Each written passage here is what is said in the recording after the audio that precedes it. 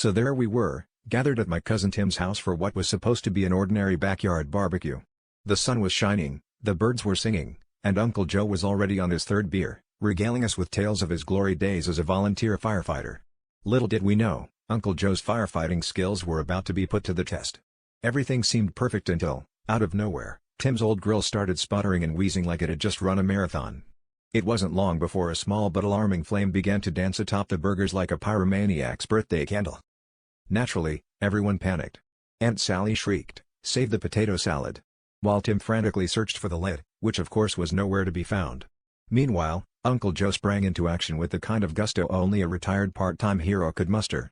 He grabbed the garden hose, a relic from the 70s, and charged towards the grill like he was storming the beaches of Normandy. Unfortunately, in his beer-fueled fervor, he forgot to check the nozzle setting. Instead of a powerful jet stream, a gentle mist sprayed forth, creating a scene more reminiscent of a romantic movie on a rainy day than an emergency response. What happened next was a spectacle of slapstick comedy. Uncle Joe, undeterred by the ineffectiveness of his watery weapon, started swinging the hose like a lasso, soaking everything and everyone in his path. Cousin Jenny, standing innocently nearby, got the worst of it. The burgers were soon floating in a makeshift pool, and the flames, though still defiantly flickering, seemed content to ignore the aquatic assault.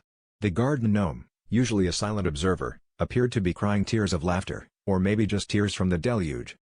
In the end, the fire extinguished itself, probably out of sheer pity for us. As we stood there, dripping wet and bewildered, Uncle Joe grinned sheepishly and said, "Well, I guess I put the hose in hose down." And just like that, the backyard barbecue became a legendary family tale, proving once again that sometimes, the best laid plans are no match for Uncle Joe and his trusty garden hose.